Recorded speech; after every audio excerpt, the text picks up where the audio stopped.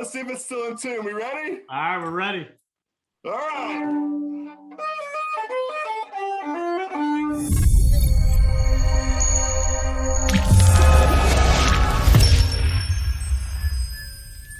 Let's see if it's still in tune. We ready? All right, we're ready. All right.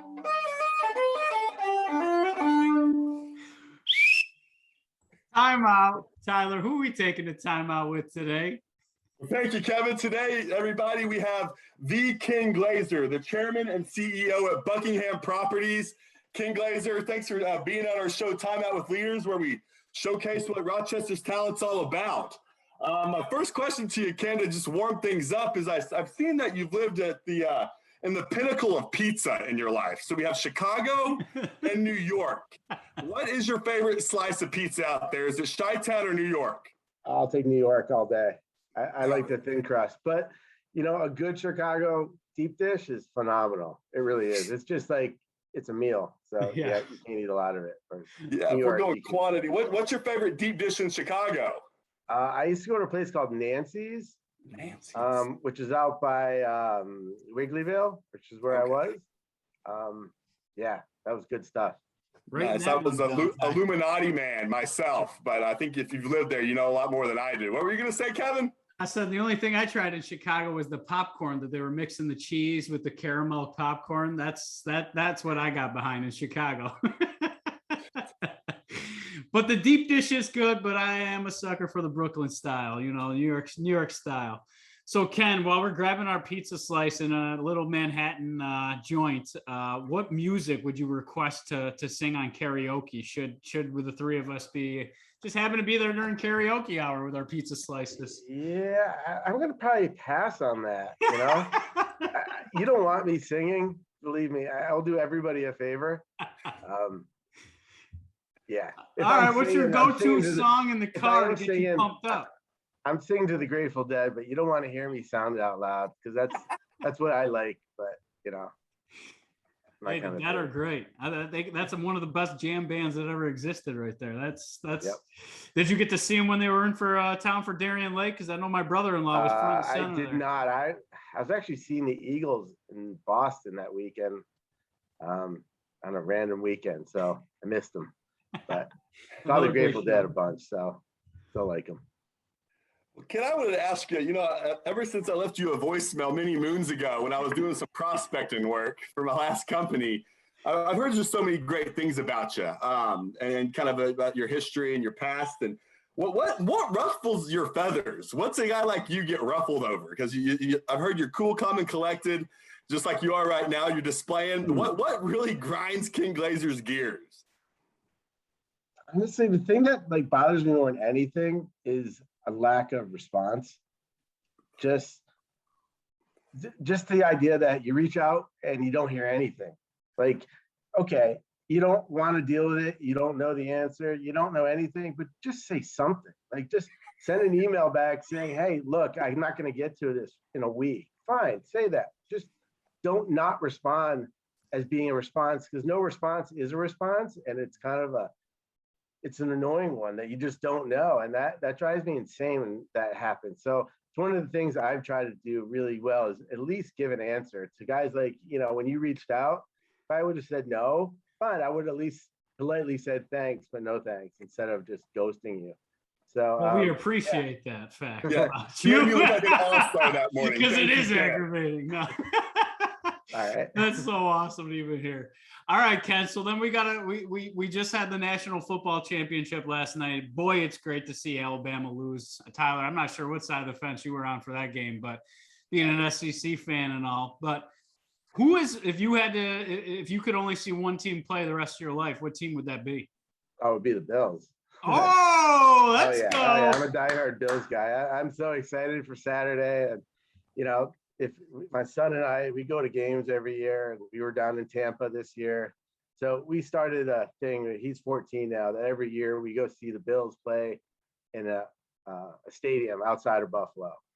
We did the Dallas game on Thanksgiving, we did Green Bay, and this year we did Tampa. And we said, if the Bills make the Super Bowl, we're gonna go because we want to see the halftime show pretty much. With Dre and Snoop and all those guys. It's what an awesome thing to see the Bills play and see that kind of show. That would just be Up in fantastic. Smoke Tour. Oh, Yeah, all in it's one. good stuff. So oh yeah. I'm a big Bills guy. That is awesome. Yeah, I'm giddy for this weekend. When my buddy was asking me who I wanted to win on Sunday night, I didn't even know. Did we want to play the Patriots again, or did we want to play the Chargers? Who are you hoping for? I actually am pretty happy with the Patriots. All right. It'll feel good to beat them again. And you know, Justin Herbert and the Chargers, he could cause us some damage. So Yeah. I don't think that the Patriots are that good, honestly. If we do our thing, we'll take care of business pretty easily. I hope so. All right. Well, let's kind of get into some of the leadership stuff. You found yourself, oddly, I went on and I was like, holy cow, Ken's only been CEO for the last 6 months, but I didn't think I could have that right. But talk about your role at Buckingham today, and what are you guys doing in 2022? So my role at Buckingham is an interesting one because it sort of evolved. It started, you know, when my father passed, and that's when I kind of jumped in his seat because I had to. And it turned out it took a couple of years before I realized that was not really good for me. It's not. I don't function the way he did. I'm not capable in the way he was. We have different skill sets. I'm an architect by trade, and I'm a good leader. He was a different kind of leader. He did it by doing everything himself better than everybody else, it seemed. That's not my style.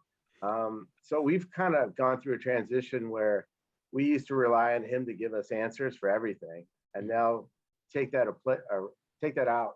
Suddenly, people are making decisions that they're not used to making decisions because they had someone else to rely on. So we had to go through a process of figuring out how to make decisions. And for a while, that was me, and then that kind of beat the crap out of me for a couple of years. And I took some time to kind of figure out, you know, I need to make this my company. My company isn't my dad's company, and I had to sort of step away and re-enter on my own terms. And finally, after a couple of years, I felt like I'm ready to take the reins. That's why it shows like this summer is when I became CEO. That was how long it took for me to kind of get the rest of my life back in order, get the foundation set, and say, okay, where do I want to go with this company? It's no longer my dad's, it's now my company, and I have to sort of embrace that. Wow. And I had to put my team in place, and it's been quite a journey to get here. But now, you know, everyone sort of has their seat at the table, and mine is much more outwardly facing, doing things like this and being at lunches and shaking a lot of hands, working new deals. But I'm not going to be the guy crunching numbers. That's just not what I want to do. The only thing that I've maintained of my past is my architectural stuff. I still design pretty regularly. I won't be the guy drawing it, but I have design control of pretty much all the developments we do. And I always put something in there that's my own design. In the building itself, I find a little like, okay, here's a little accent wall. That's mine.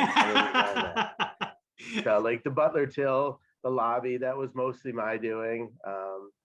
And that was awesome for me. That's like what I love to do more than anything. So now I'm really trying to just get the people in the right places and be a good leader and be present across the whole company. Focus on communication. Feel like we lost a lot of that during COVID. Try to bring that back and feel like we're a company that, you know, the vision and is united, and we know where we're going, and work on people, developing people. You know, that's what it's all about in the end. People. I love that. And it seems like you've learned a lot of lessons throughout that entire process that you just shared. I mean, it was a journey, it sounds like. Yeah, it's hard to put into words the kind of ups and downs that I've been through. And, you know, I'll be honest, I'm someone that came from a good place. I'm fairly privileged. But when it goes bad, it goes bad. And, you know, it just means you fall harder and it hurts a little more, but you got to get up and find something that gets you up in the morning, you know? And that's what I had to do, you know, because it wasn't the fear of being late for work because my dad was there. Suddenly I had to go to work because my dad wasn't there, and I had to go there for my own reasons. And I had to figure that out, and that took a little while. So it's been a good journey. I've got to kind of put my life back together in sort of a part two version. Wow. Part two is just the best ever. It's just, I can't even tell you. I mean, I'm 47 and I'm happier than I've ever been. Wow. Just got good things going on and looking forward to the future. I'm engaged now. Like, I was Here we married for a long go. time, That's and some big news. second, second round is pretty fun. I got to tell you, I got 2 kids. She got 2 kids. They all get along. So we got 4 kids at the house, sometimes 4, sometimes 2, sometimes none. But it keeps it really interesting. And, that means we get a night off with no kids. And anyone who's been married a long time know that that's a dream, just one night. Yeah. So that's, part of this whole process of sort of finding a new home and a new direction. So That's awesome. Oh, that is awesome. Y'all do some beautiful work, Ken. I'll never forget, I walked into one of y'all's buildings around the Red Wing Stadium at one of my friend's apartments, and I just remember saying, who the heck designed this? Like, what mastermind is going on over here? It was in a different spot of town, and I walked in there, and it was amazing, man. And I wanted to harp on, you said you had to start over with building your foundation again. Where did you start? Like, what was step one in starting over for you? Step one was really my own personal health, the mental health, physical health. I kind of didn't deal with the grieving properly, to say the least. I did other things. I sort of decided that I could fight through this. Work's more important. I ended up just not being a good father for a little while. Cost me my marriage probably in some cases. That probably had problems. It did beforehand, but when it was all said and done, I needed to sort of just get back to who I was. Like, I lost my way as far as, who I am and all of that. So I had to pretty much break me back down to like being a kid again almost, and saying, what makes me laugh? What makes me get up in the morning? What's fun? So once I found those few pieces, things started to turn around. And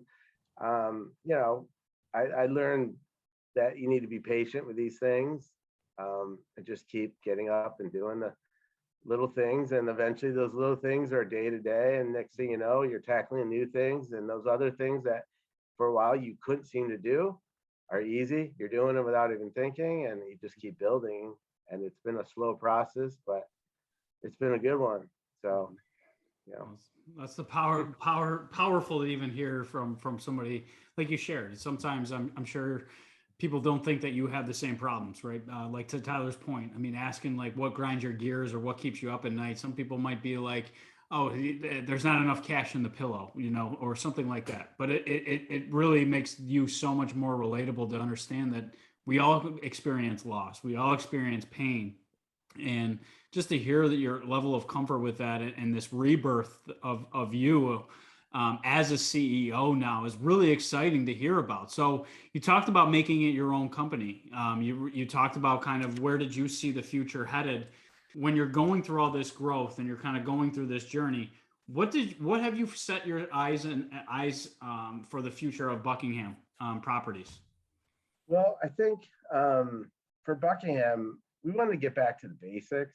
What do we do best? And what we do best is take old buildings and breathe life back into them. Get creative. Pretty much the shittier the building, the better. That's what we like. We started doing like high rises, and they're great buildings, and they look awesome, and they feed the ego really well, but they're not what we really do best. What we do best is warehouses and industrial, and taking old brick buildings and putting cool places in them and bringing them back to life. So we're really focusing on trying to find those opportunities. It's not to say we're not building ground up still and doing other things. So we kind of do everything at this point, but really we needed to figure out what our identity was again, because we seem to have lost our way a little bit. So we've been doing a lot of internal discussions about what is the plan, And that plan kind of starts with me speaking my vision and then everybody kind of getting on board and challenging it and having, meaningful conversations at an open table with, partners. And, but it's about an open table. Having that communication is really important. Yeah. And it sounds like a pretty safe space where your team feels comfortable to share their feedback with you.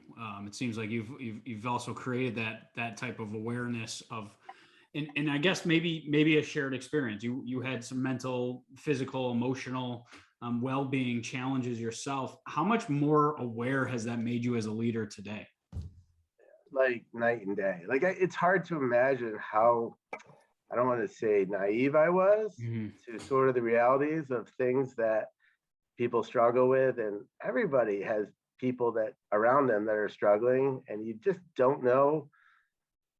Most of the time, people are reacting to you in a way that has nothing to do with what you're talking about. It's something else in the background that's just eating them up. It's something at home, and you kind of have a little like sympathy to that and understanding, because if you want to get the best of them, you need to really embrace that and understand that when it was your time, they were there for you. They had your back. People had my back. They held the fort down when I needed it. Now I have to kind of return the favor. And, COVID's been tough. A lot of people are out, and it's not normal business by any means, but we have to find a way, and we got to be there for each other and cover each other's backs when we need to. And, all that kind of stuff that you talk about, you hear a lot about, but until you've been on the other side of it, it's really hard to understand. And I can safely say I was sort of on the other side. Your emotional intelligence just seems like so much higher, elevated, and it's awesome just to even see, like, you can even tell when you're talking about the past to where you are today, your whole facial expressions change. You can just tell that the energy is just different. It's sometimes hard to remember how far it changed. I mean, the roller coaster has been pretty severe, but I think because of it, I am where I'm at, and I kind of believe I had to go through some stuff to get back to where I'm at, and now I'm feeling pretty good that the rest of my life I'm going to be in a pretty good headspace. We're excited for you. Yeah, there's good stuff ahead, so I'm excited. Yeah, it feels good hearing someone like you say that, Ken, because I was in the same exact boat, man. And just when I hear that language being talked, it gets me going. That's what really fuels my fire. People ask me if it's my sleep, if it's the caffeine. I'm like, no, man, I just helped that person out over there. That's why I'm all fired up. How about you? And they think I'm joking, and I'm like, whatever. It's a hard thing to understand that for a while, the less I did, the more got done. And it's still the case. It's sort of my leadership style is like, I don't know what I do all day. I'm busy. I come in and I am busy. I got all this stuff, but I never feel like I'm doing anything. But I must be doing something because I'm setting everybody else to do what they do. And, stuff's getting done. That's all I know. And, it's sort of the way it works. Is you got to figure out your role, and my role is to be doing what I'm doing. Yeah. Well, and you said putting the right seats and the people in the right seats too. Yeah. Well, someone has to do that. Someone has to sort of watch all that and make sure it's working. And that in itself is an important job, you know? Awesome. So. Absolutely. That all fires me up, Ken. I'm glad we got to be here today. Let's get back to, I guess, Rochester. I could go all day about that stuff. When I first was up there in 2012, about a couple months ago, and I always questioned what happened to downtown. Like on my visit, I was like, where are the things, and I've noticed on a few LinkedIn posts that it seems like some more folks are moving down there. Can you kind of touch on how to bring the downtown back, Ken, and what you would do if you were running the show? He is running the show. No, we're obviously a big stakeholder downtown, and it's hard to explain what went wrong, but I don't think it was ever set up right. I think in the first place, the inner loop situation, when you look back at urban design, we literally created a moat around downtown Mm. So you can't physically walk in and out. So that sort of limited things. And we were a city based on a couple of very big companies that once you take those out, well, there was nothing left. And recruiting people to come to Rochester isn't easy. Most of the country thinks we're third world. But the reality is, if you live here, you love it. I mean, I've lived in a lot of places and I love Rochester. I really do. I love it as a base to travel elsewhere and raise my kids here. As far as downtown, we had to get rooftops started. People have to live there, and we're not done bringing people downtown. I don't think we're even close, to be honest. What we've seen in our new buildings, we just finished the building, Butler Till headquarters. Our units sold out before we were even done with the building. Wow. Wow. For more than we were hoping for. So the demand is there. We just need to start having some confidence that we're a real city. I mean, that's part of this, is that everyone's a little afraid to kind of put their own money on downtown because it's been such a wrong direction. But when you build something new downtown, it works every time. Like, no one builds something that doesn't work right now. It's a really interesting thing that the old buildings are getting repurposed and the new ones are getting full, and where they're coming from, they're all over the place. And part of it is sort of the public-private partnership that had failed in the past. Our new mayor, Malik, is great. He's really focused on that. He is communicating in a way that the former administration did not do.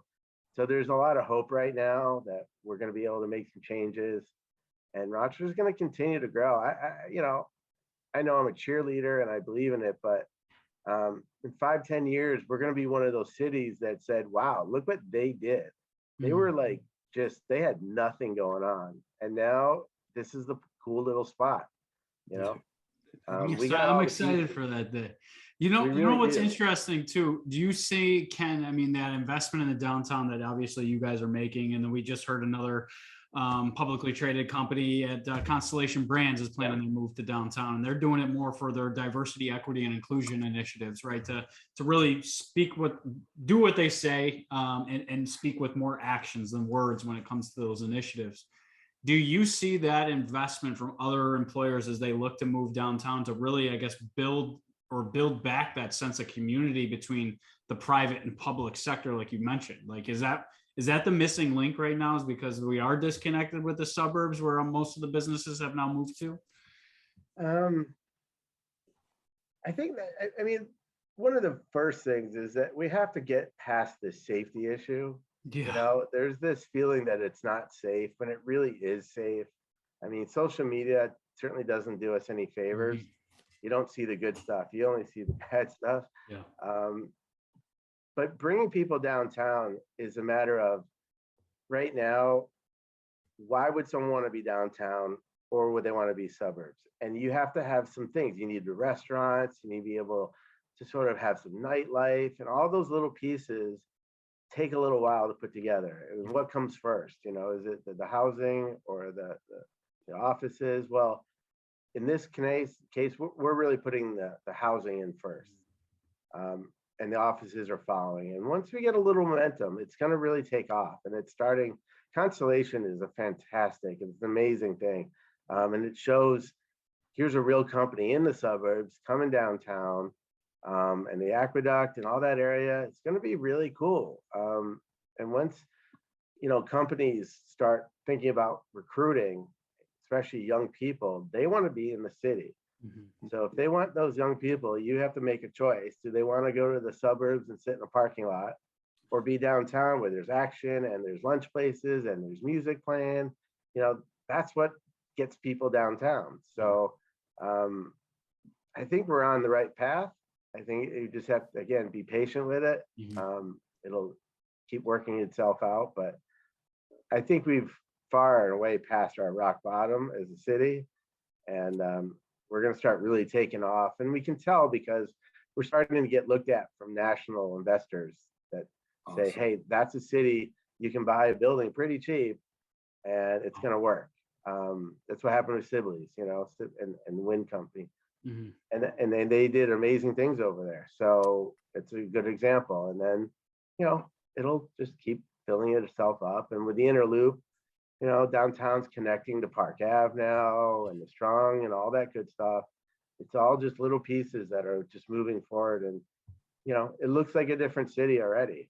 It was totally different, even from when I was living down there 5 years ago. Yeah.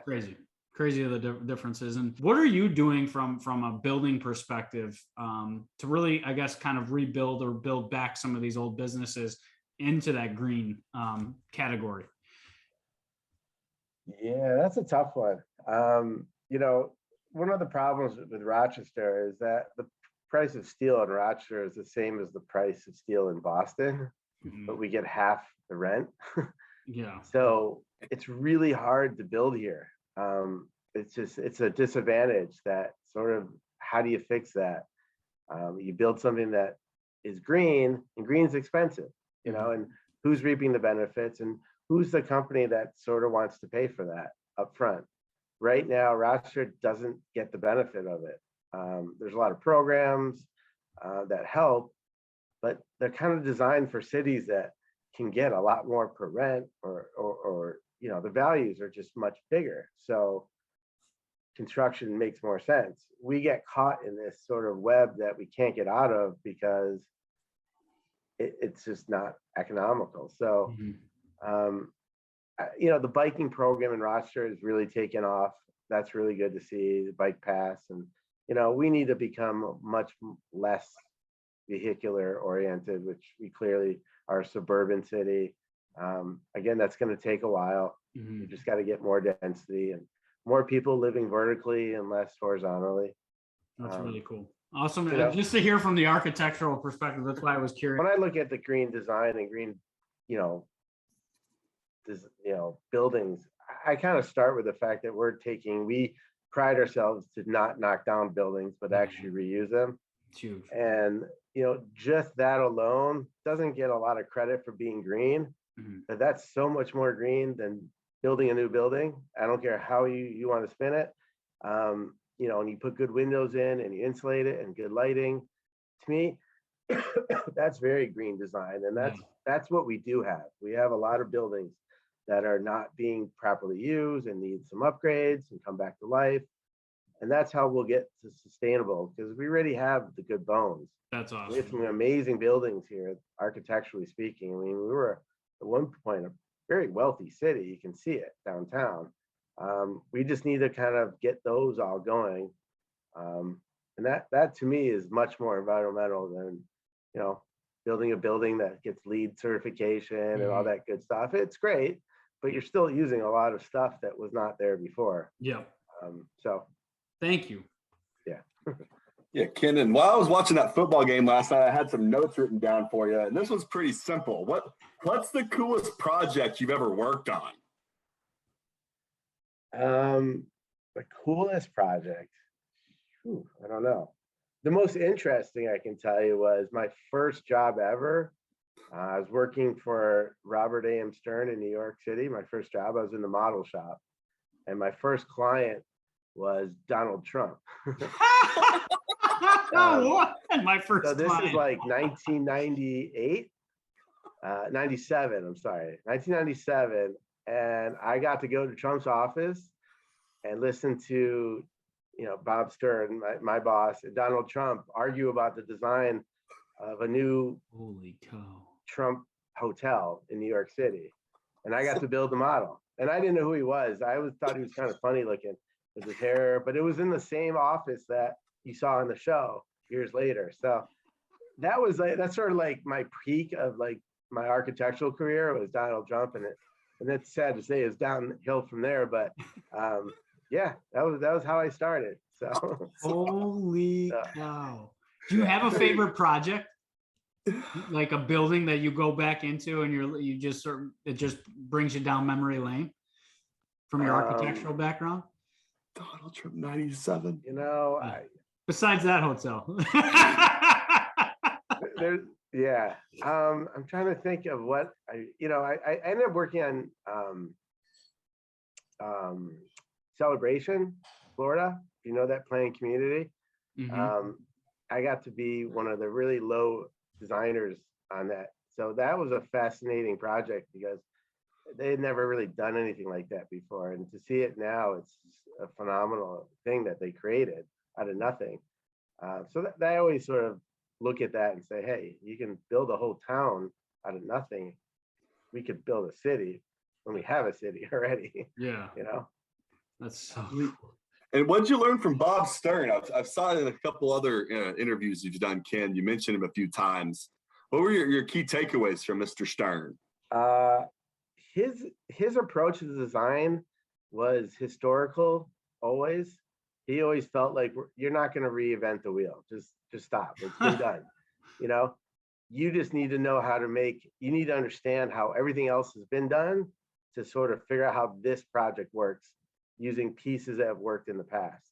So his approach was to do a historical study on every project to get as much historical context of projects precedents that would be relevant to it.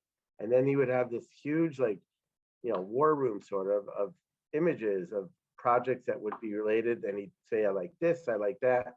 And then he put them all together and morph them. And it was a really fascinating thing. So the first thing I always do at a project is sort of go back and find pictures and images that I think could work, that I like. And then I figure out from there, all right, let's start with that one. And then we'll morph it into this site or whatever it is. So yeah, you architects are way too smart for me, but the buildings look great. I do enjoy the flow of the buildings, but I know there's a lot more thought that goes into these things, and it's fascinating. And obviously, I wanted to ask you about architecture. Did you know you wanted to be an architect since day one? I know that was the first when you went to Lehigh University, and then you actually got your master's from the University of Illinois at Chicago. Did you know architecture since graduating high school or even before then? Or was this something where it was pretty far from it, actually. Okay. Because my parents were both business folks. They told me I had to go to business school. That's the only thing that matters. They literally said that. So I went to Lehigh for business. I actually did not like it. And I remember I was sitting on the beach actually with my mom after my freshman year, and I was building a sandcastle. And I'm like going to town on the sandcastle. I mean, I spent like 3 hours according to her. I don't remember that well. And she remembers, like, when I was a kid, like all I did was play with Legos and erector sets. And I would sit there and build these things.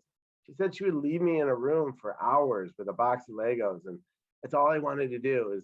And then I went, that could work. Yeah, I'll be an architect. And that was it.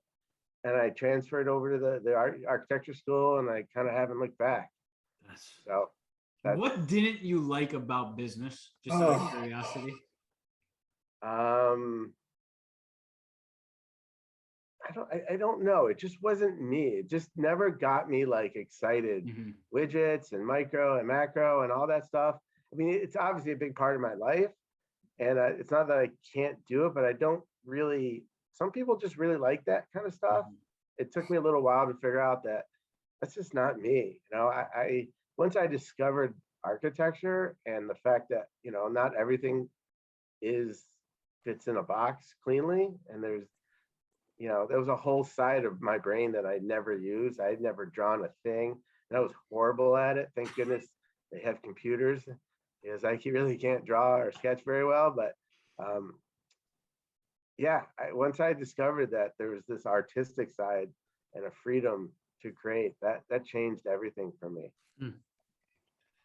Yeah, I'm right in the same boat again, Ken. I could not stand business school at the Sam Walton College of Business down in Arkansas, but I'm too dang stubborn, man. I just kept failing, running into data analysis and financial resources. I always thought, dude, I'll hire someone to crunch these numbers for me. Exactly. Get me in front of someone, I might be able to impress you. But as far as the numbers go, they actually want to do it, they actually enjoy that stuff. That actually gets them out of bed in the morning. Go at it. You can do this all day. I'll be over here doing my thing, building models and stuff. And way better, man. Yeah. Today, I guess a little family talk. What advice do you press on your kids over and over? I know like those kids nowadays are just on another level than us in the era of social media and all this technology. What do you press on them, Ken? My kids, I really try to communicate them to be very aware of who they are. They're coming from places where most people don't get to start from, and they need to remember that not everybody can go out to eat when they want to go out to eat. I mean, little things like that. And they have a home and they have everything secure. I mean, my kids go to Pittsburgh, they live a really good life, and they need to remember that they haven't earned that, for one. That they're going to have to go out there and they're going to have to make it on their own. And what they want to do is up to them. But if they decide to kick back and just sort of do nothing, that's not okay. You have an opportunity to make the world a better place because you have advantages. I expect them to do that. Wow. One way or another. Wow. Refreshing. That. Yeah, that's refreshing. I mean, it's not only refreshing, but through the entire episode today, you talk about the working on the self so much. And us going through, and we're hearing the Great Resignation and the war for talent and all this other stuff, but all it simply was an evolution of people finding themselves, right? We had that timeout from distractions, from society, from societal norms, whatever we want to call it. And a lot of people, Tyler always talks about it, finding their purpose or unlocking our purpose. And really, I mean, you kind of talked about you being aware of who they are. And once you found out more who you were, it made you a better leader. Do I have that right? Yeah, I'd say so. Okay. Yeah. What, to Tyler's point, and it's a great spot to be in today, but a lot of people are still trying to find who they are, right? Still trying. They think people that found their purpose and they're reading about it on social media, they feel like they're behind the ball. And it's like, I still don't know who I am. I still don't know what I want. What would you tell those people that are trying to find out more who they are? What makes them happy? You said, where did you even used to have fun anymore? What do you tell people that are trying to start their journey and maybe change up the way that they're leading today, or maybe change career paths in its entirety?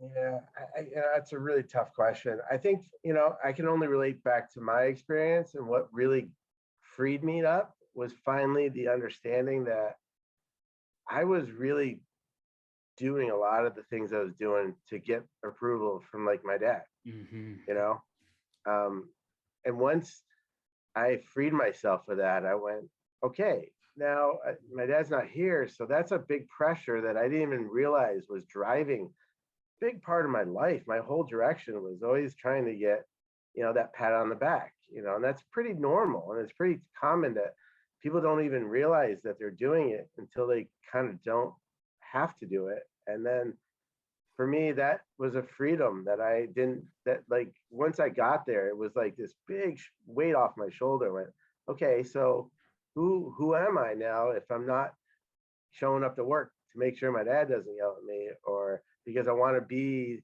him, or I like he was my hero and I just wanted to make him proud of me, and like most of us do. I don't know if that's the right answer of life. You have to sort of separate yourself from those things and say what really makes you happy, and that might not be what everybody else thinks is okay or is acceptable, or so be it. You got to find your happy place one way or another. Woo! I'm excited about that. Absolutely. I think we heard a similar story in Mark Cuban's brother, when we had him on a few months ago. And me too, man. My dad was the Texas high school football coach, and I was always trying to do the same thing, Ken. And, I was first chair in an orchestra. I was all state in basketball, football, baseball. And looking back, I put all that pressure up on myself as this imaginary, pressure, I would say. And until someone looked at me in the eyes one day and they're like, dude, do you think you made some of this up? And I'm like, no way. I sure did, then it's amazing once I got to, to feel what you're talking about, man. I think I realized that during the pandemic too, Tyler. You and I talked about that. I think that I was putting so much of my value into my career at that point, which is that was the lesson I had to learn, is like it's a dangerous place to be when you always need that approval. That's it's awesome to hear, obviously, that Ken is going through a similar experience that we all kind of experienced, the global pandemic. And I can't imagine how many folks you help out, Ken, when you get to share your experience, man, coming from a guy like you. I know you fired me up a little bit today to continue. And I think that when Kevin talks about purpose, I try to find my purpose right now. Where I am right now is probably where I need to be if I'm doing the right thing. So I've had a blast this afternoon up there. Is it 2:30 y'all's time? Yeah. So yeah, man. Well, I appreciate you being on, Ken. Kevin, you have anything else? I'm blown away. Got a couple pages of notes over here. I got a bunch of pages of notes, and of course I got questions. The one that I was going to end up on, because I think it's something that really speaks after the whole conversation. I wanted to wait to the end because it's something I used to do at an old employer of mine. Is construction, Ken? How did you come up with the idea, and what motivated you to come up with such a? Now that you look at it, it's such a great company-wide initiative to get everybody kind of involved, and I hope to see so many more companies this year get involved because of that. Yeah, well, I didn't create construction. I was wondering. I was like, is Ken the mastermind behind this idea? No, I'm definitely far from that. I ended up doing it in Portland, Oregon. I did it in Chicago.